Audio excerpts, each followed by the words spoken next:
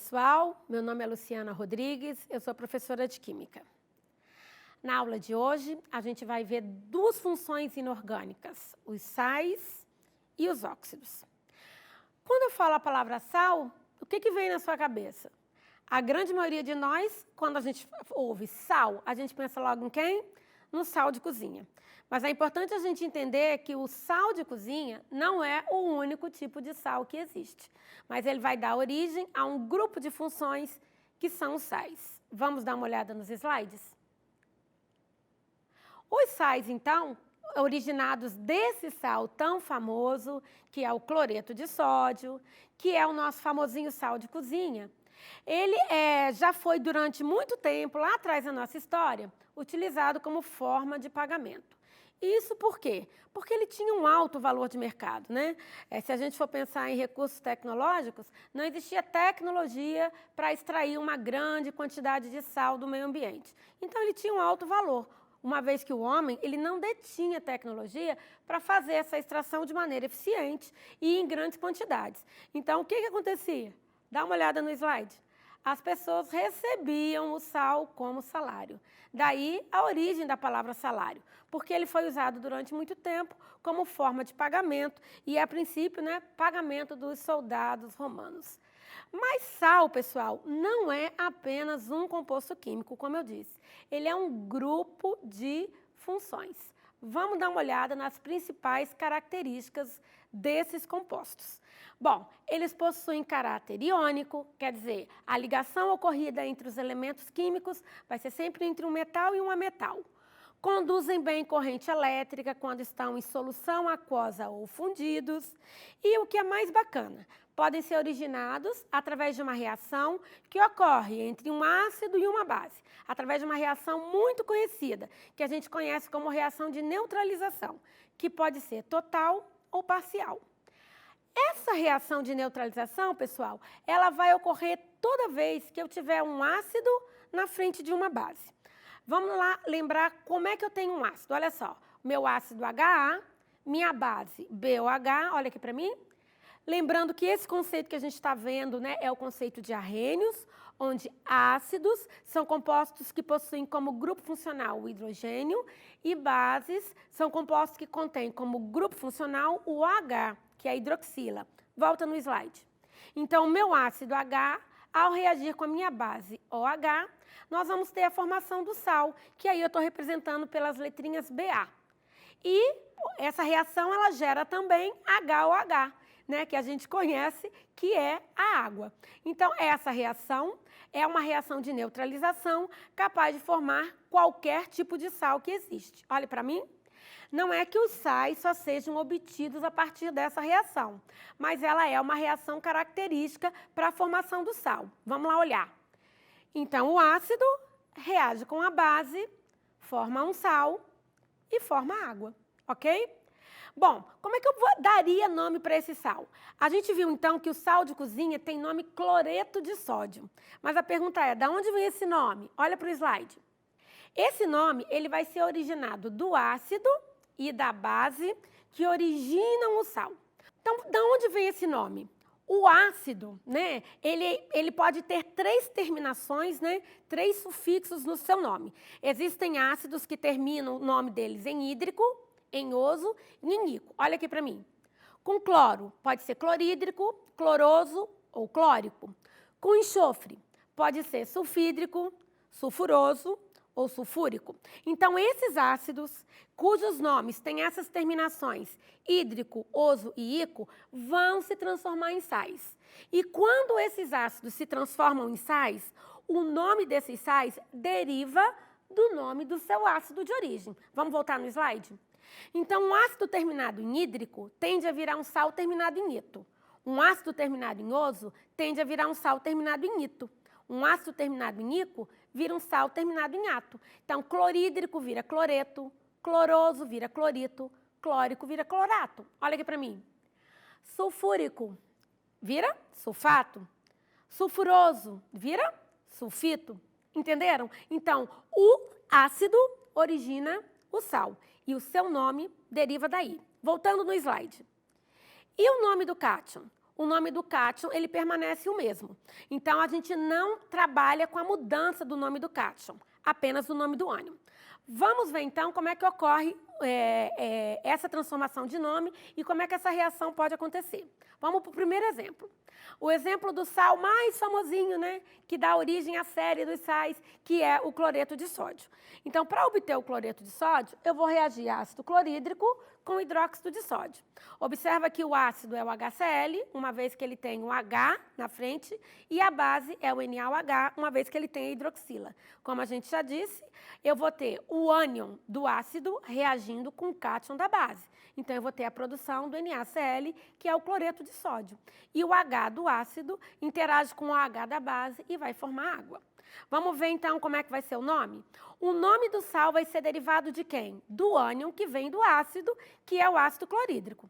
Então, de acordo com o que a gente viu lá, o ácido clorídrico vai virar um sal eto. Por isso, o nome do ânion é cloreto. E como o cátion é o Na, que é o sódio, como a gente disse, o nome do cátion não muda, o nome desse sal é cloreto de sódio. Olha aqui para mim. Difícil?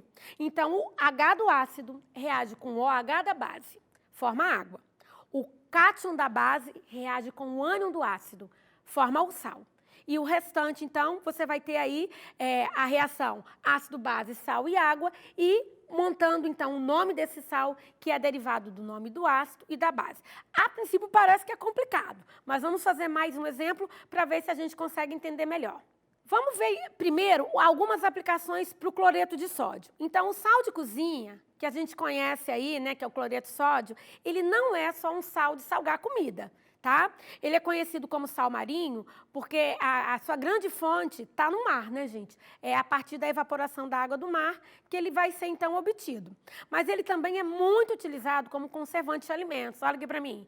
Quem é que não gosta de uma carne seca, né? Uma carne salgada, um bacalhau, né? Um peixe salgado. Então, o sal ele é usado para conservar os alimentos. Então, o sal, quando ele é adicionado a essas carnes, né? Pode ser carne vermelha, né? De boi, pode ser o peixe, ele vai, então, desidratar a carne. E, então, você não vai ter mais como os organismos, né? Os micro-organismos fazerem com que ocorra a putrefação, né? O apodrecimento da carne. Então, você pode conservar a carne usando sal como um aditivo químico. Então, para quem acha que sal é só para salgar comida, né? Ele também é usado como aditivo. Foi muito útil lá na época dos tropeiros, né? Eles tinham que caminhar por dias e dias, levando lá a carne seca deles dentro da mochilinha deles. Então, vamos lá. Conservante de alimentos, é usado também como aditivo em shampoos, é usado na indústria de papel, é usado também na fabricação de detergente e também como soro fisiológico. Quem nunca usou o soro fisiológico, né, gente? O soro fisiológico é uma solução 3%. A cada 100 gramas de água é adicionado 3 gramas de cloreto de sódio puro e a gente tem essa solução conhecida como soro fisiológico, que é muito utilizado, né, em hospitais. Então, sal de cozinha, ok. Só sal de cozinha? Não. Né? Ele tem diversas aplicações. Vamos ver outro exemplo? Dá uma olhada no slide. Próximo exemplo é a reação entre o ácido sulfúrico, que é o H2SO4, com o hidróxido de cálcio, que é o CaOH2. Observa que o ácido sulfúrico, ele tem hidrogênio, então ele é o ácido, e o hidróxido de cálcio, ele tem as hidroxilas, então ele é a base. Agora eu quero que você preste atenção no seguinte, o sal é formado a partir da interação do ânion SO4, que é o sulfato, com o íon cálcio.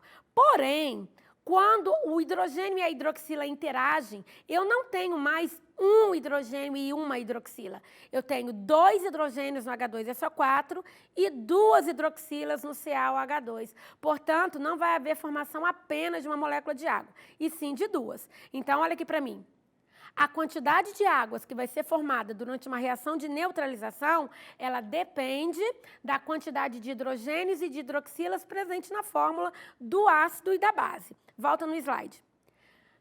O nome desse sal, então, ele vir determinado a partir do nome do ácido, que é sulfúrico, o íco vira ato, então sulfúrico vira sulfato, o cátion é o cálcio, então o nome do nosso sal é sulfato de cálcio. Esse sal, ele é bem famosinho também, olha a fotinha que você está vendo aí. Ele é um mineral conhecido como gipsita.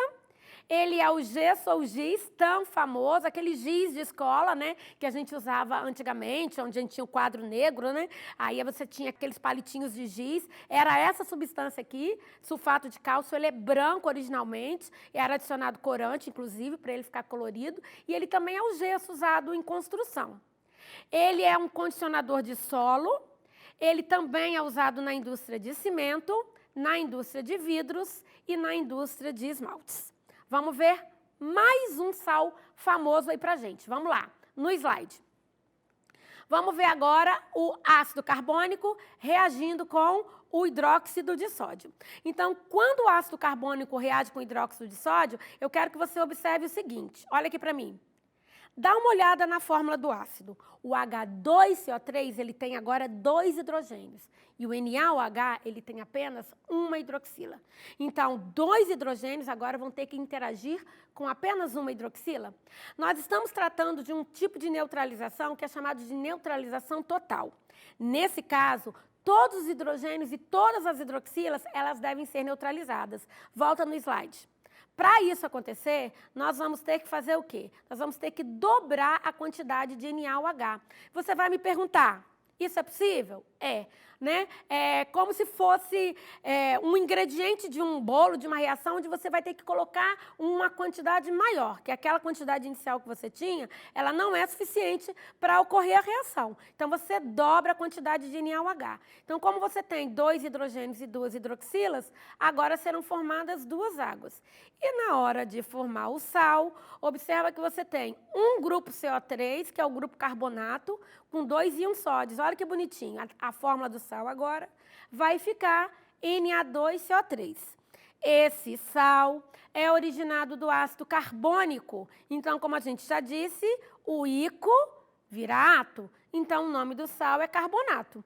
E o nome do cátion é sódio. Então, o sal é carbonato de sódio.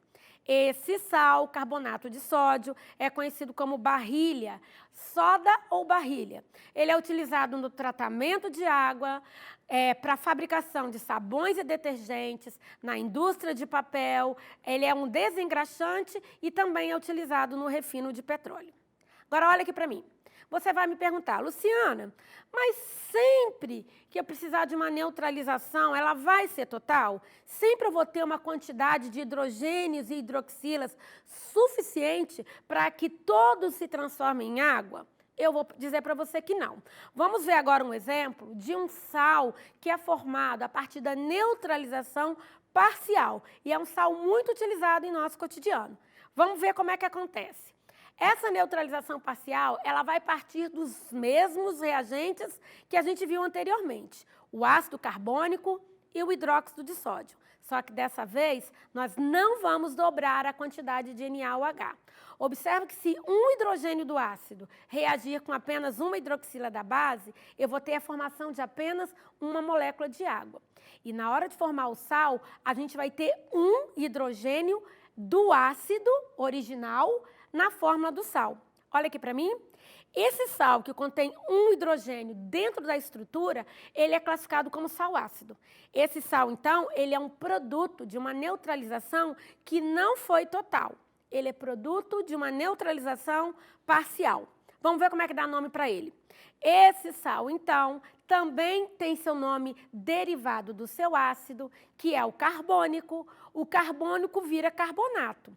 Porém, ele tem um hidrogênio no meio. E na hora de determinar o nome, eu vou ter que fazer essa indicação. Eu não posso só colocar carbonato de sódio. Eu tenho que indicar que ele tem esse hidrogênio e, por isso, o nome dele vai ser carbonato ácido. Essa palavrinha ácido, ela indica a presença do hidrogênio. Pode também ser chamado de hidrogeno carbonato de sódio, mas ele é mais comumente conhecido como bicarbonato de sódio. Quem nunca conheceu o bicarbonato? Quem nunca usou, né, gente? O bicarbonato, conhecido como sal de fruta, ele é usado como antiácido, ele é efervescente, né? Quando ele é colocado em água, ele forma borbulhas, que são gás carbônico. Por isso, esse sal, ele é utilizado na composição química de fermentos e bolos. Olha aqui para mim. Quando a gente está fazendo um bolo e esse sal, né, dentro do fermento, ele está lá na composição química, a grande maior parte do fermento químico é do bicarbonato. Durante a transformação dele, né, na hora de assar, vai gerar gás carbônico. Esse gás carbônico ele vai tentar sair da massa. Como ele não consegue sair, ele empurra a massa para cima. Aí a gente vai ter, então, o bolo fermenta e ele fica fofinho. Se não tiver essa formação de gás carbônico empurrando a massa para cima, a gente que gosta de fazer bolo, né, a gente fala que o bolo solou, né? Ele fica duro, ele não fica fofinho, tá bom? Voltando no slide. Ele é usado também em extintores de incêndio e usado em pastas de dente, tá bom? Para clarear dente, ok, pessoal? Então, a gente tem aí esses sais que são importantes no nosso cotidiano. Agora, a gente vai dar uma olhadinha em um outro grupo de funções inorgânicas, que são os óxidos. Para iniciar o assunto de óxidos, vamos dar uma olhada nessa tirinha que eu tenho aí. Olha só. A fumaça dos carros gera efeito estufa. As queimadas produzem efeito estufa. E cerveja com pão também causa efeito estufa. Olha aqui para mim. De quem é que essa tirinha, ela tá querendo falar de quem? De qual substância química? Será que você tem ideia de quem é a substância química que está se referindo aí? Alguém tem ideia? Quem é que é um óxido importante e que gera todo esse transtorno aí que a gente está falando, né? Que é o efeito estufa. É o gás carbônico, né, pessoal? Então, essa tirinha, ela está fazendo uma referência ao nosso gás carbônico, tão conhecido, né, dióxido de carbono. Mas o que são os óxidos, afinal? Vamos dar uma olhada no slide. Os óxidos são compostos binários, ou seja, eles são formados por dois elementos químicos. Um, obrigatoriamente, é o oxigênio, claro, afinal o nome da função é óxido. E o outro elemento pode ser qualquer elemento da tabela periódica, menos o flúor. Então, há uma exceção aí quando a gente trata dos elementos da tabela. Então, o oxigênio, ele pode se ligar a qualquer elemento, menos o flúor, pode ser ligado ao hidrogênio, a metais alcalinos terrosos, metais de transição, a metal. Olha aqui para mim. Qualquer elemento da tabela pode formar um óxido, menos o flúor. Aí você vai me perguntar, por que o flúor não forma um óxido? O flúor não se liga com o oxigênio? Se liga. Mas quando o flúor se liga com o oxigênio, o composto originado não pode ser classificado como óxido. Ele vai ser chamado de fluoreto de oxigênio. Ele não forma um óxido, né? Ele não está dentro dessa categoria, porque o óxido, essa função, ele tem um conceito muito amplo, que vai dizer que para ser um óxido, o oxigênio deve ser o elemento mais eletronegativo do composto, ou seja, ele tem que ser aquele que tem maior tendência em capturar elétron. E como o flúor é mais eletronegativo que o oxigênio, o flúor ele sai dessa categoria. Vamos dar uma olhada agora como é que eu posso formular um óxido. Vamos para o slide. Os óxidos, eles são formulados, então, através de qualquer elemento ligado ao oxigênio, sendo que a gente vai ter esse elemento se ligando ao oxigênio e esse elemento pode ter qualquer carga, que varia de 1 a 7. Então, ele pode ser 1+, ele pode ser 2+, 3+, 4, 5, 6 e 7. Aí a gente tem alguns exemplos. Então, como a gente vê lá em ligações químicas, para formar o óxido, a gente vai ter, então, a interação entre as cargas. Então, por exemplo, no Na1+ com O2-, eu vou precisar de 2 átomos de sódio para estabelecer uma carga zero com oxigênio. Então, a fórmula é Na2O. O cálcio, como as cargas são 2 e 2, a gente vai simplificar ali e a fórmula do óxido de cálcio é CaO. Alumínio, cruza ali, ó, 3 para oxigênio, 2 para alumínio, Al2O3.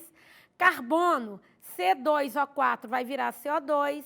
Com cloro, Cl2O5. Com enxofre, já que ele vale 6, cruza 2 e 6, simplifica, olha lá, ó, 2 e 6 simplificando, fica SO3 e o iodo I2O7. Aí vem a pergunta, como é que eles recebem nome, Luciana? Então, vamos lá dar uma olhadinha, como é que eu posso dar nome a esses óxidos. Vamos dar uma olhada.